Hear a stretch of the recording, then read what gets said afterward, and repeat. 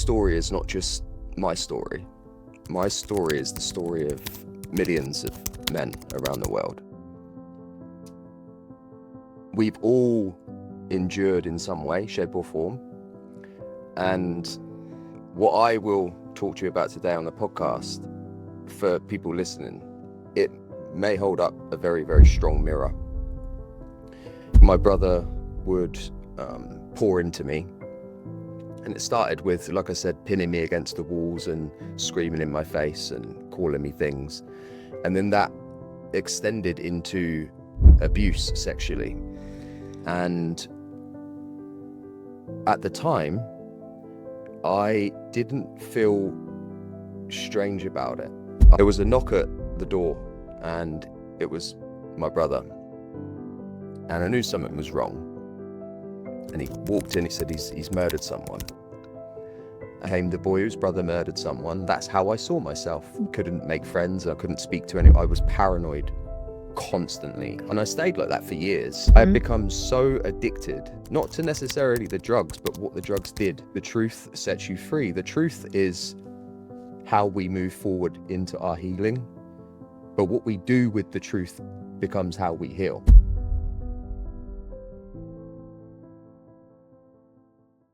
Hi everyone, and welcome back to the Be Brave Project podcast. If you're new here, I am Chloe. I'm a survivor of child sexual abuse, and I'm also the founder of the Be Brave Project, a platform dedicated to creating honest conversations around trauma, healing, and survival. This podcast exists to give people a space to share their stories in their own words, in their own way, because silence protects abuse, and conversations like these can help people feel less alone. Before we begin, please be aware that this episode discusses child sexual abuse, addiction, violence, and trauma. So please listen in your own time and step away if you need to. Today's guest is someone whose stories is incredibly powerful. Matthew Harris is the author of The Unhealed Man, a book exploring what happens when unresolved trauma shapes the men that we become. Matt grew up in a deeply dysfunctional environment surrounded by violence, addiction, and intrafamilial sexual abuse. For years, he found himself on a path that he describes as leading towards prison or death through addiction, violence, and self-destruction. But his story doesn't end there. Through fitness, Brazilian jiu-jitsu, meditation, and confronting the truth of his past, Matt began rebuilding his life, and now he uses his voice to help others break cycles of trauma rather than passing them on. Today we talk about childhood trauma, masculinity, addiction, healing, fatherhood, and what it truly means to confront your past. So Matt, thank you so much for being here. Oh, thank you for having me. I'm really excited. I think this is going to be a great conversation. I'd like to go into the sort of the nitty-gritty, the deep, dark stuff that we obviously are here to talk about. So if you feel comfortable, can you take me back to your childhood and what life was like growing up? Yes. So I'll preface that with something very, very important. And that is that my story is not just my story. My story is the story of millions of men around the world. We've all endured in some way, shape or form. And what I will talk to you about today on the podcast, for people listening, it may hold up a very, very strong mirror. Me sharing the things that I've been through, and me and Chloe have already discussed some of what that is more than likely going to hold up a mirror for you to look at some of your own stuff. My childhood was, on the surface of it, pretty normal. If you looked through any family photo album, you would see pictures of, myself and my brother and my sister, and it looked like a family. Mm-hmm. But what was actually going on underneath that was generational trauma. I was born into a dysfunctional family unit. Long before I came along, there was already abuse within the family. I can't be specific because it's not my stuff to share, but my mother had endured in her own way. My brother, both of my brothers, and my sister. My brother and sister were half brother and sister to me. Mm-hmm. And my eldest brother, who will come into the story later, was also a half brother. So relationships were already kind of in some way, shape or form fragmented to a degree. But because each of them had already endured something before I came along, and me being the youngest, I was the last one to kind of be the witness to what those fragments really were. Mm-hmm.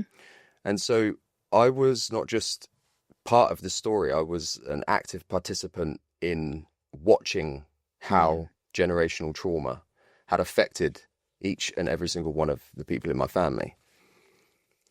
So again, on the surface of it, if you looked at those photo albums, just pretty normal.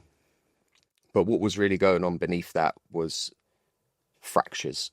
There was sexual abuse that was rife within the family, and domestic abuse, and my mum being the one who was at the sort of helm of it all, was doing her best to really try and keep things together. But she had not really been shown how to do that job, because her mother was abused. Jeez. So I don't know exactly where the abuse really started, but me growing up, I was one of the ones in the family that got to witness what it looked like, what it felt like. I grew up with my brother violently outraging and pinning me against the wall. He would pin me against the wall and he would scream in my face. He would scrunch his face up in anger and he would, "You fucking little cunt," and he would make me feel powerless. He would hold this dominion over me. It made me feel very small and weak. How old were you at this point? And how old was he? My brother's 6 years older than me. Okay. And I have an older brother than that. So this wasn't the oldest brother, this was the... Okay. And funnily enough, the oldest brother, who will come into the story shortly, who actually committed murder, he was always, from my memories, very soft and gentle with me. Interesting. Yeah. Very strange. And I don't actually have any really horrific kind of memories about him with me. There's just these soft moments of brotherly love, really. You know, he would do things like he would sit and he would like bite and chew my hair. You know, something that I remember, which is very interesting. Yeah, that's such very, a specific thing that's that I very remember specific. from the childhood that just felt like a loving brother, like a moment. But he would always take his rage out on my other brother. Right. Okay, so there was a drip down from what had happened to him, just not to me. It was going directly into my other brother. And then my other brother would pour that into me in some way. My sister did the best job she could of being the glue to the family. I always remember my sister being very comforting. She would always make jokes. She would turn little things into memories, and she did that. Something that I really remember about my sister. And as a family unit, as I kind of got to age 10 and 11, a lot of things had happened. My mum's mum had passed away and we had to move. And where we moved was a pretty rough council estate. And I'd always grown up in council estates, but this particular council estate was really rough. And so the fractures that already existed in terms of the abuse that was there within the walls of the family was now being the environment that we lived in was kind of continuing to allow those things to thrive. And my brothers became increasingly violent, both of them.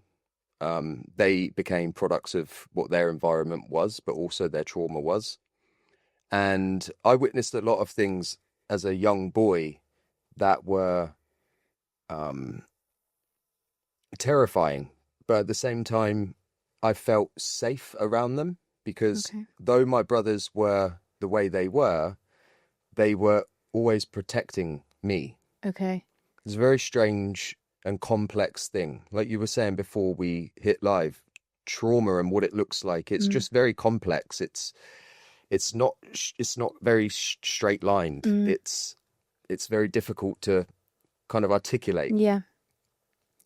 So the area that we moved to was extremely rough. I would be picked on, but not for very long. My brothers would always step in. And when I reached age 12, the violence that my brother would pour into me, and it started with, like I said, pinning me against the walls and screaming in my face and calling me things.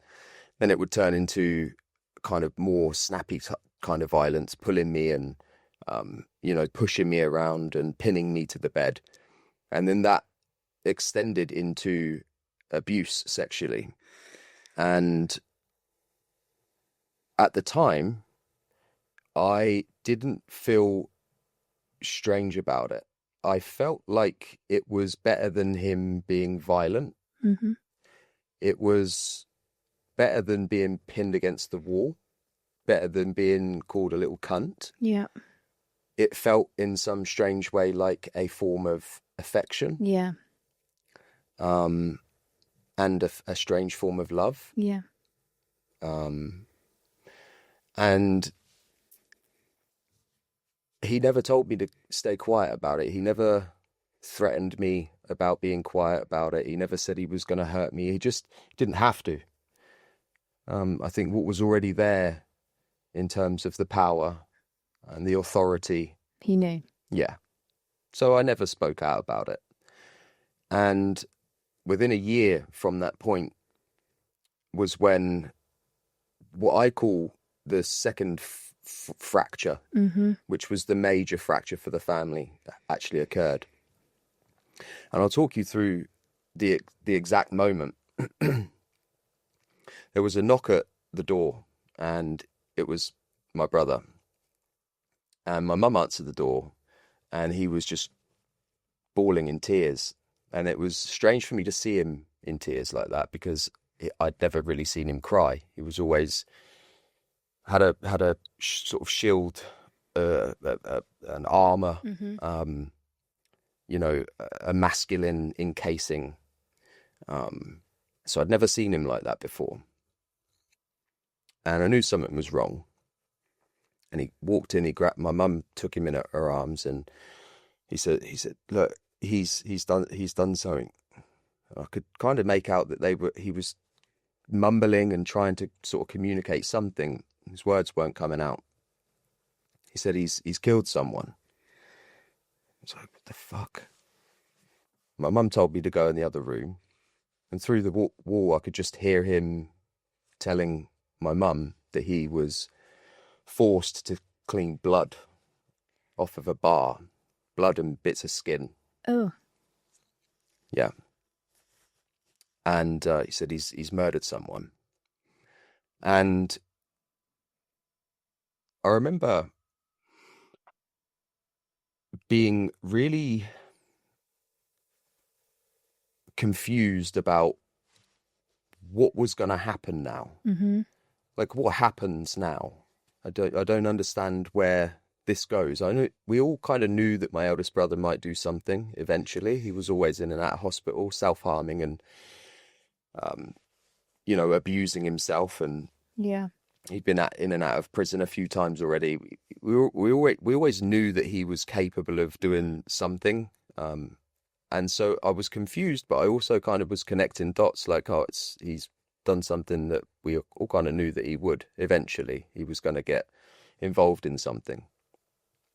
But within the time that happened, where my brother had come round and told my mum, and us going to the police station as a family to report and say we know who did it, this was who did it. We gave them the address. The police said that they already knew. They were Your already poor mum. aware. Jesus. It's surreal when I talk about this stuff too, because for me, my story is something that I look back on and I'm like, I cannot believe that happened. Right? For years there was this kind of like, no, like that's just it's too wild that that would have happened in my life. Yeah. Right? That I experienced that. Yeah, it's a lot. It's wild Yeah. to me. We reported him to the police. They said they already had that they knew who it was. He was arrested. He was put into custody, and within a couple of days, our names were released in the paper, our family name, and it was all hell broke loose because the environment that we lived in, as I said, a very rough council estate. My brothers were already known again for the violence and things that they'd done, and the people that were connected to the individual that was murdered decided that because they couldn't get to my eldest brother, they would just come for his family. So there was a couple of attacks on the house. Within the first week, we had to have the windows and doors boarded up. We had to have a panic button installed in the kitchen, as well as a panic button installed upstairs in the bedroom. And the council wouldn't move us. They knew that it was unsafe for us to be there. We had police liaison officers and stuff in and out of the house mostly every day. At that point, I was also pulled out of school because it was unsafe for me to go. So my mum, my sister, and me, my brother left. He was somewhere else with his partner at the time. We were basically prisoners in our own house for a period of time whilst my mum was trying desperately to get us moved because these people just wanted to attack us. There was one particular night that I remember where we were, we heard the banging on the door, loud banging and shouting outside. And they were trying to boot the door through and they were trying to get in. And we pressed the panic button and the police turned up and they never did. And I sit back and think, I wonder what would have happened if they actually got in that day. I don't know what they would have done. You know, my brother did what he did and it was nothing to do with us. Yeah. But it didn't matter. So eventually we were moved and I spent about a year travelling around different bed and breakfasts and hotels with my mum and my sister. We were confined always to very small spaces. There was one little hotel that we stayed at for about a week. We tried to make it as much of a home as we could, living out of our bags and bits that we had. And to make tea in the morning, we'd have to put a carton of milk in the sink because we didn't have a fridge. There's things like that I remember, like living off of, you know, I don't even know where my mum was getting her money. Yeah. She must have had some benefits, but we were just so fucking poor and so fucking broke and just so fractured and living in the midst of all of this chaos that had ensued. And it was a very strange time because in that chaos, there was a bonding through trauma, which actually felt very normal. Yeah. Because that's all I remember is that the love that was in my house as I grew up always had some type of trauma or feeling to it. There was something just not unconditional about it. So that takes me all the way up to the age of around 13 years old. 14 was when I had my name changed. So by deed poll, we changed my last name as well as my mum's last name, my sister's.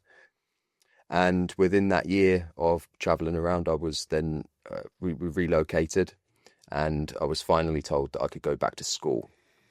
So to give you some context about, you know, where this leads to, I think that it's important for me to communicate a lot of those different details. There was so much more that kind of happened, but for you to really understand what that did to me, how those wounds shaped me as a boy and how they continue to shape me as a man, it's very important that I share what that looked like. And it sounds chaotic because it fucking was chaotic. Yeah. When I share this story, people are like, what the fuck? It's I'm like, a lot. that's what it was for me. Yeah. It was just the most intense moments of my life. There was never any calm. Nothing. Nothing. Just fear, anxiety, paranoia. And constantly. that, and we all know now, like with trauma, how that shapes who you are, and it rewires your brain completely. And when you're growing up as a child with all of that, that is such a lot. Yeah. God, I'm so sorry. Like you hear of these stories of murder, like we watch things on TV and stuff and see films, and it seems that what the focus is always is on the person who's murdered and maybe the murderer. Yeah. That's what the missing piece is because that's what we're all kind of go, oh yeah, when someone murders someone, the person goes to prison and then everyone's lives continue to carry on as normal. That's not what happened. I wish that was what had happened. The police should have protected you, though. They did. Why did your name come? Like, yeah. So that was more journalists. That was more just they'd found out that it was my eldest brother, and his last name obviously shared the same last name as us, and his name was released in the paper. And as soon as that name was released in the paper, it's fucking game over. That's but awful. The police did do the best job they could. You know, the liaison officer that we had. I remember talking to him as a little boy, and it was actually the police liaison officer who managed to get the council to move us because the council weren't going to move us. They knew I couldn't go to school. They knew that we were having attacks on the house. They literally said, there's nothing we can really do. You know, we can't just lift the whole family up out of here and just move you. But the police liaison officer, I actually wrote about this in my book. He told me to write a letter. He said, I want you to write a letter saying what this is like for you. And my sister sat with me, and I remember writing a letter saying, I'm fucking scared. You know, people try and attack this house at night, and I'm fucking terrified. Like, I feel like we're going to be killed. Yeah. And, you know, we couldn't go out because anytime we went out, we would have, you know, you fucking murderers shouted at us. My mum was nearly ran over by a car in front of me. God. So stuff would always happen. Like, we couldn't even go to the shops without, you know, feeling just like we needed to get to the shop, get what we needed to get back home. It's fucking completely just constantly. In constant fear. So I wrote this letter, and the police liaison officer gave that to the council, and it turned out that's what actually managed to get us moved. Wow. Well, then I take that back. They did something, yeah. Yeah. I mean, they did what they could, you know, did panic buttons installed, and they worked just as they said they would. They said, if anything happens, you hit the panic button and we'll be there as soon as we can. And they did the best job that they could. Yeah. You know, but nothing really prepares you for any of that stuff. No.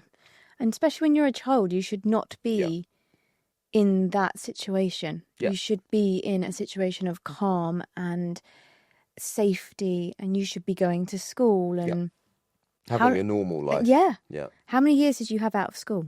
It was 1 year out of school in total. And when I went back into school, I was placed into a school in year 9. So I was 14 years old. God, that's and so think hard. I had just had all of this stuff happen. Yeah. Prior to that, there was already some domestic and sexual abuse that had just kind of become. This is gonna sound maybe difficult for you to hear, but that stuff became secondary because the murder became the main thing now. Yeah, that was kind of what my life was, who I was. I became the boy whose brother murdered someone. That's how I saw myself. Yeah. I couldn't tell anyone. So when I went into this new school, I couldn't make friends. I couldn't speak to anyone. I was paranoid constantly. I thought people were going to find out who I was. And if people found out who I was, it means that they're going to find out where we are. Yeah. If they find out where we are, they're going to come and try and kill us again. Oh, God. So I was just constantly panicking and worried and just felt anxiety and sick and just constantly in fear. And I stayed like that for years. Yeah. For years. I'm not surprised, to be honest. That is because then it becomes who, like you were saying, it becomes who you are. It's something that you can't. You're in fight flight the whole time. Yeah. So sorry. That is just. I know you hear it a lot, and I know as survivors we hear it a lot. People saying they're so sorry, but it shouldn't have happened, and I'm so sorry it happened to you. It's absolutely horrific. That is.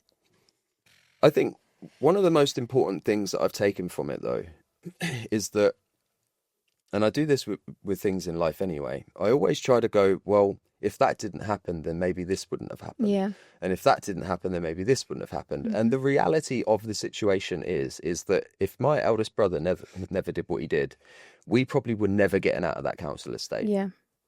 And that was a bad place to live. Yeah. Period. Yeah. That was that was not the environment that you wanted to grow up in anyway. So in some ways, him doing what he did kind of was what, yes, all of that happened and all the crazy stuff happened. But if he didn't do it, something else terrible was going to happen anyway. He was probably going to kill himself. Yeah. You know, he'd already tried to fucking kill himself multiple times. Yeah. He would cut himself all across the chest, the arms, the legs. God. I grew up looking at scars on my eldest brother, you know, seeing it. Him telling me when he gets out of hospital, he's got fucking scars all over his arms, telling me how it's best instead of going down this way, you want to go down the arm. God. So I remember growing up around that anyway and being like, well, when I reflect, like if he hadn't have done that, it probably wouldn't have gone any. It wasn't getting any better. Is what I'm trying to say. Yeah. So that moment of him killing someone, and then all the turmoil that happened after it, being put into a new school, me staying silent about it because I couldn't tell anyone, all of that sounds really bad. But equally, I don't know what the alternative would have looked like. Yeah. I get that. Yeah. I do. I get that. So in many ways, it's kind of... I mean, you really are sort of trying to turn a positive onto something that is almightily shit. Like, that is pretty impressive. Yeah. And I do hear you. I do know what you're trying... I do know why you're doing that. Because, like you were saying, it would have been something if it wasn't that. So. Yeah, it was going to be something. You know, something bad was going to happen eventually. Yeah. And, you know, we did get moved. And yes, it was chaos. Yes, it was traumatic, but we got moved and I ended up somewhere completely different. One of the things that I was able to do at that point was begin to, at least, nobody knew me. Nobody knew my story unless I was sharing it, which I fucking definitely didn't. Not for a good 15 years. I could just rebuild myself as someone else.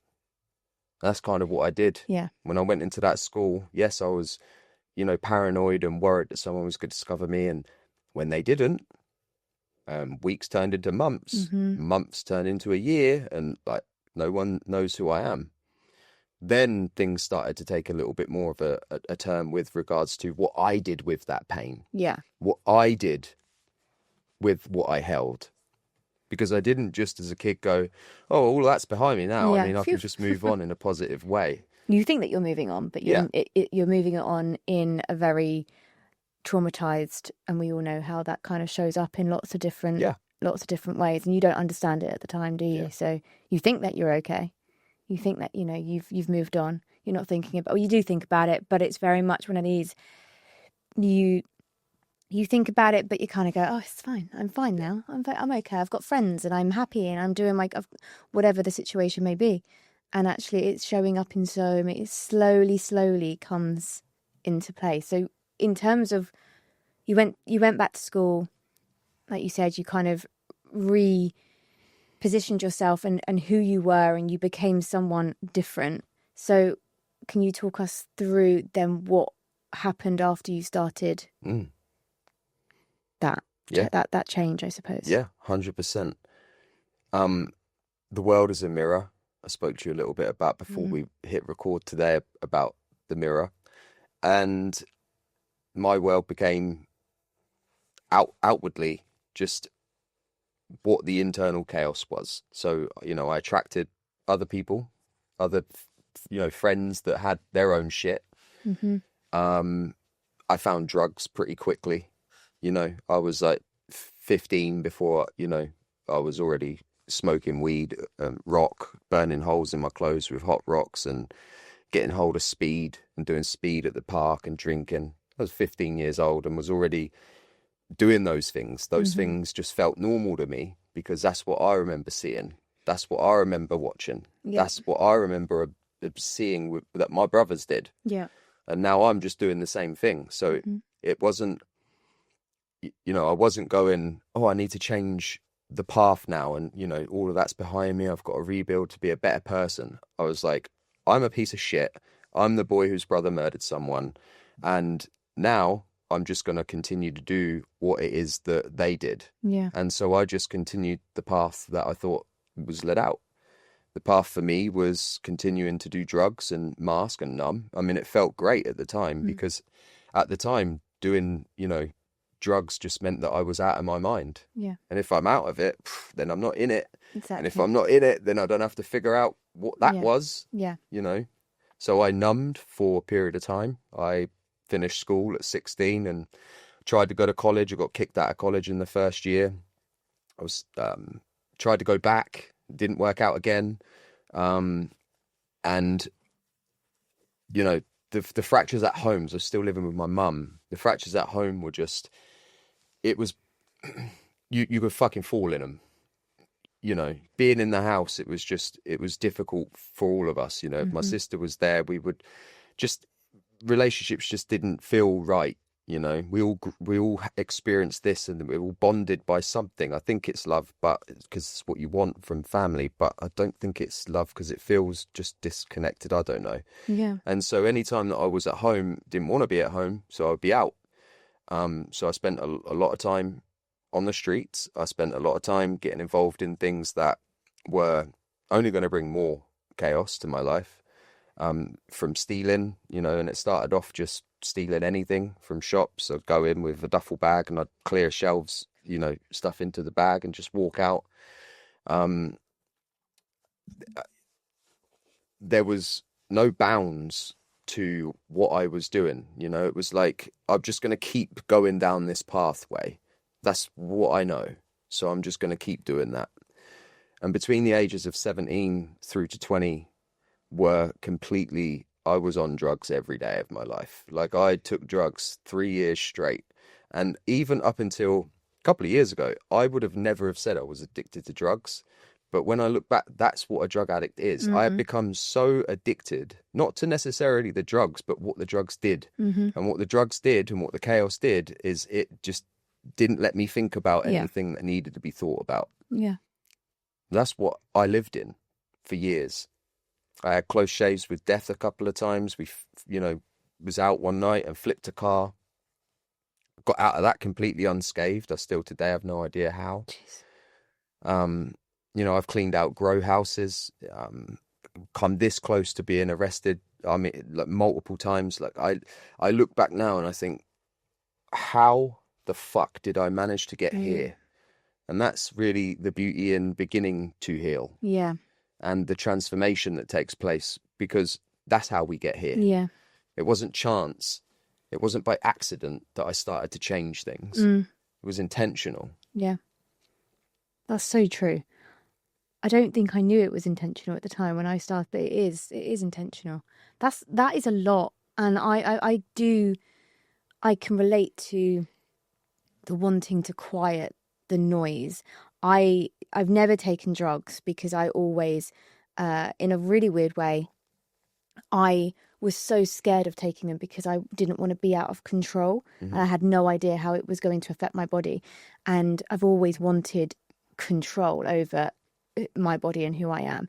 And that's where my anxiety comes from and things. So I never took drugs, but I had an addiction, which I know now, and I've spoken about it, and it's taken me a very long time to sort of say this out loud, but addiction to sex, because I thought that was what I needed to do, and it was, I absolutely hated it, but it was my way of healing. And again, I could quiet the noise because I thought that this was what men wanted from me. And then alcohol as well, and going out, and alcohol was one that that's what I said before we started. It was, you know, I binged top shelf heavy stuff, and I get it, like for a split second or for the night you would just not be there, and then the next morning you would wake up and it would be so heavy, and well, you would be very hungover. Well, I would be very hungover, and I would be in someone else's bed and I'd be thinking, oh God, here it comes again. Oh, well, you know what, I'll just start again. And then I just start drinking and start going, and then I would go out every single night.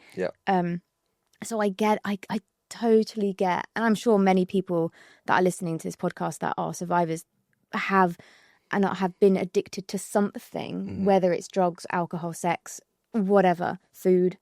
There's a reason. There's always a reason behind it. 100%. You have to quiet the noise. The problem with it is it becomes identity. Yeah. That's the problem with it is drugs and alcohol, getting involved in stuff that was just gonna land me in prison or death. Yeah. That was my identity. That's how people knew me. Yeah. That's it. Yeah. If you went back and you asked any of the people that used to be in my phone book, and I used to have fucking 1,000 contacts in there, all of which I thought were my friends. Yeah, yeah. Go back and ask them. They'll tell you exactly who I was and what I did. And I ruined a lot of people's fucking lives during that time. When I was drug dealing, I ruined so many people's lives. I had to make right with that during my transformation and my journey. And be okay with that. So, well, I didn't put a gun to their head. Well, I didn't. But I fed them drugs and I took their money. I made them just fucking sit in my pain too. Yeah. I know, but you're not doing it. You're not doing it on purpose. You're not doing it because you think you're a horrible person. You're doing it because you are suffering and you are hurting. And because if I go back and I ask people back in sort of my 20s who I was, they'd go, oh, she was the easy one, she was the fun one, she would go out and drink and you know, she'd be the one that everyone could get with. That's what I was. That was your identity. That was my identity. Yeah. And it was, and I, in a way, I loved it. I loved being that, like, because Same. I was in control of it. Same. It wasn't in control, but I thought I was in control. And I was thinking, you know, I'm this powerful person that I'm using my body to actually hurt these. I wasn't hurting them, but I didn't give a shit about these men that I was sleeping. I couldn't give a shit about them. Hated every single one of them with a passion. Yeah. But I felt like I had this sort of control, and it felt really empowering. I get that. And because that was taken away from me. So I get it. But again, at the time, that was something that wasn't there for you. No. Right? It was, you just repressed. Yeah. And this was what you were doing. And on the surface, it looks like that's just what you're doing. But if we sort of peel the layers of the onion, what we find is that the reason why we're doing it is because of some form of truth that's hidden somewhere. Yeah. You know, and for me, there was two truths. There was the one about my eldest brother killing someone, which, you know, I honestly thought that, you know, there's no way anyone can ever find out about this, because if they do, and then I would join the dots. And then we have the repressed trauma around sexual abuse at the hands of my other brother. Yeah. So buried very deeply. And I would do you do anything to try and mask it, to numb it, to not think about it. And a lot of that was unconscious for so long for me. Yeah. I knew about my brother killing someone, sure. And so the best thing to do was to do what I was doing, because at least I didn't have to really look at it or talk about it. You know, became past identity, and now there's this new version of me. But we have to go deep to the truth if we want to heal. It's the only way. There is no other way. And you can run from that truth as much as you want. I did. You can run as fast as you want for as long as you want. I just don't know where you're going to get. No. Because you need to get to the truth. And once you do, the truth sets you free. The truth is how we move forward into our healing. But what we do with the truth becomes how we heal. Yeah. So what you're doing with the truth now is your way of not just healing you, but also helping to heal others. What I'm doing with my truth now, it's not just me owning that and saying, this is it, this is what happened, I'm owning this. It's me going, look for yourself. Where is the truth that you're hiding? Yeah. Because I'm telling you, you do not want to continue down that path. It's a scary place to go, though, because I understand why people don't. Because it took me a very long time, and I'm sure it took you a long time. Most survive. It does take a long time to get to that point where you can go, okay, I'm gonna let it all out. And I don't get me wrong, there are still elements of my story that I haven't shared, and I'm starting to unpack a lot of it. There's still because again, we're talking like so complex, and it's so built over so many years. But it's a very scary place to go, okay, you know what, I'm ready to just basically opening the jar of the can of worms, because once you've opened it, everything starts coming out. You start remembering a lot of stuff, because our brains are so clever at suppressing so much, because it's our way of surviving and our way of protecting ourselves. But so I understand why people do run from it, but it's not the right thing to do, but it's how you have to be ready. I don't think you can ever really tell someone to do it, because if someone told me, because I do remember someone saying to me when I was in my early 20s, you need to go to the police. And I thought, no, I don't want to. No, absolutely not. And again, swallowed it, buried it, Yeah. That was it. And no one could have done anything. And it was up to me to go, Yeah. right, enough now. So I do get why people run, but I also, being in such a better place and healing and, opening up about my story, I feel so much better. Yeah. Like, it's just this weight lifted, and it is incredibly empowering. And talking to other people like yourself is just, it's great. So if anyone is listening, if you're not ready, that's fine, but also know that you can be, and it can be done. Yeah. Literally. And again, if you think like what direction, you can run in different directions. Yeah, that's true. Because after all of that stuff and all the fucking staying up and living that, once I started to break away from that, I ran in another direction, but it was still running. So even when I got involved in fitness, boxing, martial arts, running, bodybuilding, that was me also running. Yeah. I had become so ultra obsessed about building that fucking identity now and running and building this version of me that I was still running. Yeah. It just looked different. Yeah, yeah. And on the surface, it looked different where people would go, oh, he's sorted his shit out now. But I hadn't. Yeah. Oh, it still needed to be unraveled. Yeah. But you, instead of doing the drugs, you were... Found another way. Yeah. But I suppose in other in people's eyes, that looked like it was healing, I suppose. And, oh, he's not doing the drugs, so he's not traumatized anymore. Sure. He's doing this. So he's okay. Yeah. He's okay. And to me, I kind of felt that, I had overcome so much at that point. Yeah. You probably had. Yeah, 100%. Look, I would advocate far more for you to go for a run than I would.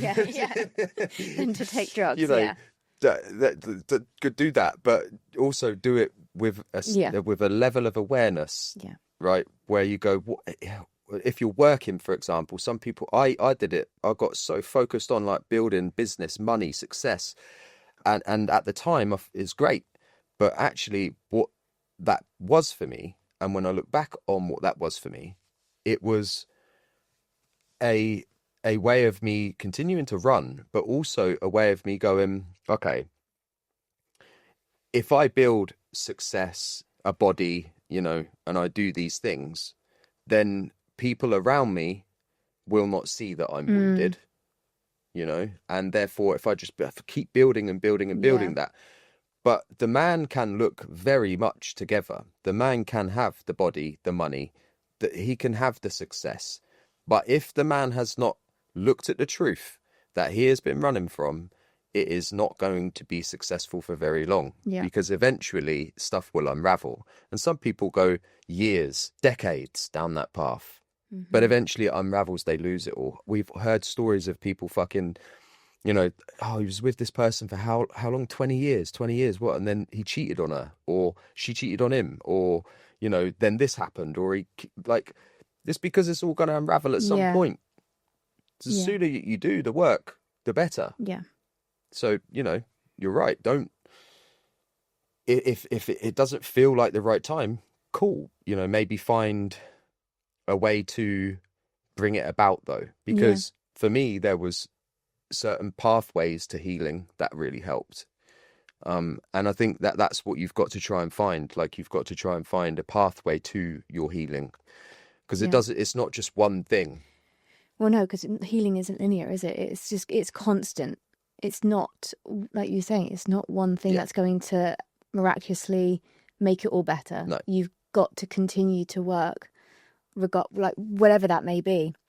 It could be doing what you do with your fitness and therapy and telling your story and writing a book, and all of those layers help towards your healing. Yeah. And I was saying to someone the other day, I was like, it was a bit of a realization for me, and I thought, wow, I don't think I'm going to be doing this till the day I die. I am going to be on a healing journey to the day I die. It's never just going to stop.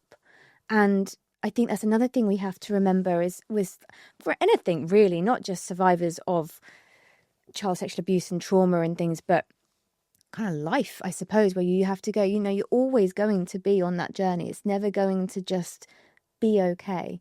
And that's quite a big thing to, like, pill to swallow, and to go, okay, right. Because I think you kind of, I was a bit naive to it, because I thought, oh, now I'm on this healing journey, I'm going to be fine.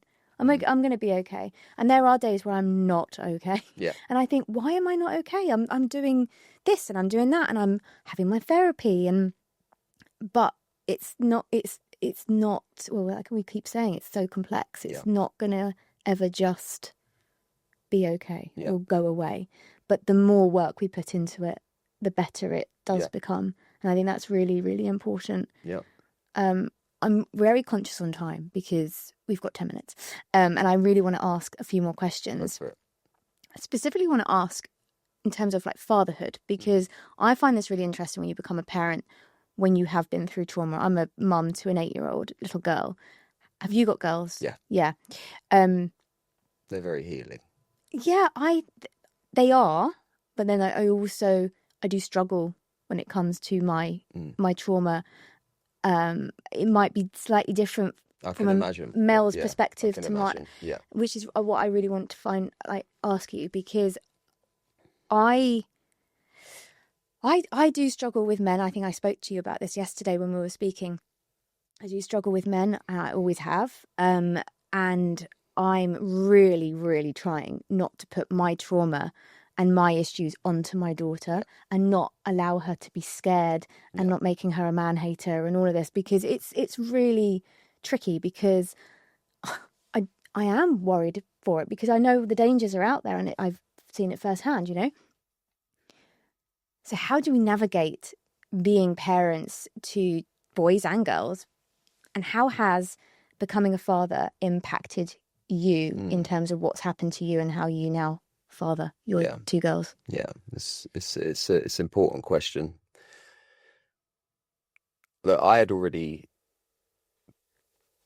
started the journey of healing before I had Millie, our first. I was a couple of years kind of on the still running, but in a more positive kind of way. Yeah. You know, bodybuilding and training and stuff. And so, and I'd already kind of acknowledged some stuff about my past and patterns. And when we had Millie, she was born in 2014, which is crazy now when I think about it. It's absolutely bananas. You know, I was very conscious of certain things about how I was and how I operated. You know, I no longer had these outward kind of sabotaging traits that I used to have. They would show up in a different way, not necessarily spilling over to Millie directly, but 2 years, when she was 2 years old, I was pursuing success because, again, that's what I thought that I needed to do. And that led me down a path of being really obsessed about my own personal development, because I felt, and this is all reflections, I felt that in order for my partner to love me and for me to be worthy and for people to accept me and to see me as worthy and to not see me as the boy's brother murdered someone and to not see me as this wounded individual, that I needed to, you know, become the best version of myself. And on that journey of becoming the best version of myself, I lost sight of what was really important, which was, you know, the love of my life and my daughter. And we actually broke up when she was 2 years old. And I spent about 6-7 months living away from her. And me and her mother eventually were able to patch things up. And when we got back together, you know, I was still down the journey of continuing to develop, but just a lot more conscious now of, like, I just become who my dad was that I said I never wanted to be. He left when I was born. I made it to when she was 2, but I still fucking left. See, so that wasn't like an outburst or rage. It didn't come through in any of those ways. I'm very nurturing as a dad. I'm very caring. I'll listen intently. I'll ask questions. I'm curious. I'm loving, I'm all of those things. At the time, also, I was definitely self-obsessed with certain things. Yeah. But again, I thought I needed to be for certain reasons. But my curse never came through in that way, but it did come through that way, you Yeah. know, breaking up with the mum. And that could have ended up really bad. We could have ended up splitting completely. Mm-hmm. But because we was able to kind of work through some of that stuff. And so we're talking from then my twins were born in, a lot happened, by the way, between, this is why you guys are going to need the book. A lot happened between that and my twins being born. And twins were born in 2021, okay? So in the middle of COVID. And I had all kinds of things happening around that period of time. Again, things that I knew were resurfacing from my childhood, stuff that I kind of knew I hadn't dealt with. And this is when the sexual abuse stuff started to come through. Mm-hmm. And going into fatherhood for the second time with my girls, I just remember being very conscious of the fact that, like, I'll need to do this work. Like, this has become so important now because I cannot, by any means, continue to do any of the things that may jeopardize my relationship with them. Yeah. And so my partner and me have been together for 14 years now. We have 3 beautiful children. My life is completely different to how it looked. How I navigate what I'm still kind of navigating in some ways, like right in the book and things, is I just make sure that they come first in everything. Yeah. You know, they just come first in everything. Everything that I do, everything that I am, everything that I'll pursue in the future, they will come first. And if they are at the forefront of everything, and I am loving and I am nurturing and I put them first with everything, whilst also not neglecting myself and my own journey. I was going to say. But having this careful balance and act between, because for years I never believed in like balance. Mm-hmm. It's like, if you want to achieve something, you've got to be all in. And you've got to, but it's yeah. not fucking true. That's a wound coming through. That's Self-care a worthiness as shit. well. Yeah. It's so important. So how it looks for me now, like navigating parenthood, is just putting my children at the very front of everything that I do. Mm-hmm. They are my absolute world. My partner's my absolute world. I cannot imagine a world without them in it. Yeah. This just doesn't, my brain can't fathom that. I can't even think about it. So most men will never break this generational curse. Mm-hmm. I did. I managed to. And how I know that now is that I can be in a moment with my daughters and I can be fully fucking present. We could be anywhere in the world, even in the centre of London, where everything's happening around us, and I'll be able to lock eyes with my daughters and be in that moment with them. And that to me is true peace. That to me is true healing, is the ability to be fully present in that moment with the people that I love the most, knowing that that mirror is held the exact same way. And that's really beautiful. I think that's really lovely. I am not sure. No, maybe I am. I was about to say, maybe I don't do that. I think I am present with her. I don't think I'm as present sometimes, and but the thing is, I'm very aware of it. Yeah, but this awareness. There is awareness. Before. Yeah, and I think that's really important. And I talk about this in my therapy a lot, about parenting. And, you know, I mean, I am a woman as well. I have my hormones as well, and that does come into play. Yeah. And she is very aware of it. I'm very open with her. Always will be. Always have been. She's going to be expecting that. She's a girl. She's going to have all of that. So I'm very open with her. But I do struggle with my emotions quite a bit. But I do try and be as present as I possibly can with her. I don't know whether she would say that I was. It'd be interesting. I might have to ask her. Get her on a podcast one day. Well, that would be interesting. That would be very interesting. Very interesting. Yeah, I'm a bit too young at the moment. I think she would love it, though. She probably would, oh my from goodness. what you told me. She's very enlightened. Oh, yeah. She would absolutely be, she would love it. Because she's very much like, all on me, camera on me. Yeah. She'd love it. I'm very conscious of time. So I haven't asked you as many questions as I cool. We could do part 2. I know we were talking about potentially getting Perry. Yes, So, I think that would be... We could do it. I would love that. I think that would be really interesting. And then I think what I'd love to talk about is more of I would love to touch more on the healing and how you've healed and what you...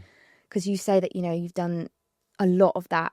I'd love to the listeners to know what you've done. I know you're going to be able to do that in your book and people can read it, but again, with how Perry's done it as well, what I've done, and I think it would be really interesting dynamic to get from different perspectives, because we've all been through very, very different traumas, but they are so parallel at the same time. And it's a very healing place to be when you're with someone that knows and gets it completely. That episode can be just healing modalities, healing pathways, things that you can do. And I'm not saying that what I did will work for the next man, but what I am saying is that if you find some ways that it will work. You know, I totally agree. I really do. So really final question, and I know that I haven't delved into everything, but hopefully we'll come back. I ask this to quite a lot of the people that come on, is if you could, what would you say to younger Matt today? If he was standing right here. Before my sister passed away, she had this thing that she would say, where she would say, it will be okay in the end. And if it's not okay, then it's not the end. And that's what I would pass down to him. It wouldn't be about breaking the curse. It would just be about things are going to be okay. Because how are you going to go on to break the curse? Look, like I said, that might look a lot of different ways. You can't just listen to what I did and think that that's going to work, because it might not. And really, when you're asking me what I would say to my younger self, you're asking me what I would say to the man who's there now. That boy is still there. And that's what I would say. Like, it's going to be okay, man. Because you've got, you can do this. You can do the work that you need to do, and everything will be okay. I love that. I'm so sorry about your sister passing. I am too. You know. You were close to her, I'm assuming? Not as much as I wanted to be. Okay. You know. Again, we have a whole story chapter around that. I'm writing about it in my book right now. I'm on chapter 7, which is talking about her passing, and just how the final parts of, for me, what it was seeing so clearly what generational trauma had done. You know, my abuser, my brother not being in the room in her final moments, things like that, because he couldn't fucking look in the mirror. You know. Was he abusing her as well? He abused me. He couldn't look in the mirror. He knew that I was there, holding her hand in her last moments, and he decided to be at work. He decided to not be there that day. And that to me is the whole point of why I do the work that I do and why I'm writing the book. It's for that man who is just continuing to live that way. You know, it's for that man that's continuing to allow the curse to carry on. And he'll let that happen for as long as he needs to happen before, and I hope to God he finds his way. Well, you know, you are incredibly inspirational, because your life could have got a completely different way, and you decided that you didn't want that. And that's a really powerful thing to do, and you're incredibly brave and very strong. And I feel very inspired by you, and thank you for coming on. I mean, I know that we haven't delved into as much as I would like, but it's never enough time. It's never enough time. You're going to have to start doing maybe like 3-hour podcasts. You know? Whether people would sit down for 3 hours, I'm not sure. But we could definitely do another one. But honestly, I appreciate you being here, being so open, so honest. And like I said, you are really inspirational, and you should be very proud of yourself for, without sounding patronising, you should be very proud of yourself for where you are and how you've got here. And, you know, you've obviously got a very beautiful life with your girls, and they've got a great dad to look up to. And I think that's really, really powerful. So, thank you so much. Thank you, Chloe. I really appreciate you. No, thank you very much. Right, thanks, guys, for listening to the episode of the Be Brave Project podcast. If this conversation resonated with you, please share it with someone who may need to hear it. And as always, please like, subscribe, and leave a review. It helps stories reach as many people as possible. And if you'd like to share your story on the podcast, you can fill out the information links that I will leave here